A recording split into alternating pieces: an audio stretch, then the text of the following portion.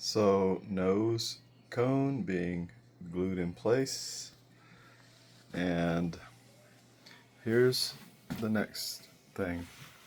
Like I said during the unboxing video, always check these gear and never just assume it's right, because, well, quite often it's not.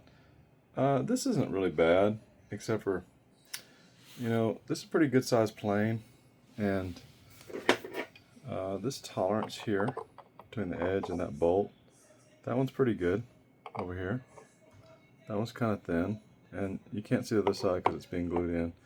They're very narrow, and there's a lot of force, especially on this front side, because the landing of the plane is gonna put torque this way on that gear. So I went ahead and put a reinforcement block under each one of these.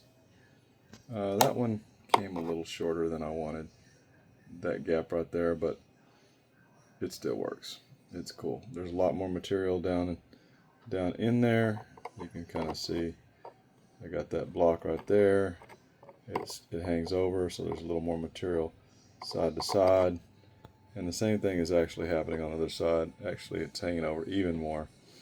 I want as much material as possible on this front leading side, because this is where all the load is going to be in terms of when it lands and pulling on these bolts right here. So I saw a video, a guy selling his plane, landed, these bolts pulled out. That can happen with anybody's plane at any given time. And I would just say, hey, if you want to fly at this level, plane this size, check it out and make sure that everything's right, because I don't care who makes it, stuff happens. So this is just all a little bit of due diligence. A couple little pieces of plywood don't affect anything except for my peace of mind and the stability and sturdiness of the jet. So that's what we're doing for now. And just for example, here's the pieces. This is for the other wing. I just cut out these two pieces, and they'll go underneath. I'll pre-drill them just a little bit, but that's very solid, good sized piece of plywood.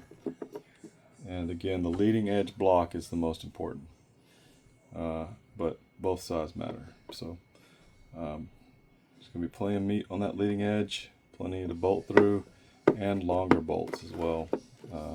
And I like using the Phillips heads ones. They're just easier to take in and out. So I'll replace these shorter screws. This is what was in it. It's a good wood screw, nothing wrong with that. But I'll need to be longer once I go through this plate and then 2 layers of plywood. I'll need a longer bolt, so I'll put some longer ones in there and some washers, and those gear will be solid. While I'm at it, there's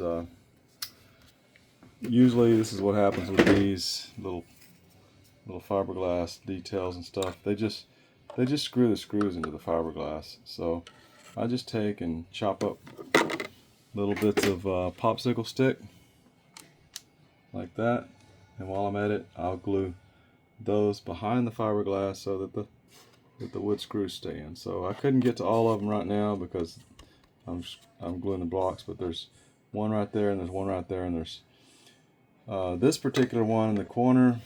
Can't see it. That one actually hit wood, which was nice. There's another one here and there. So I'll add some blocks to those whenever I get this out of the way.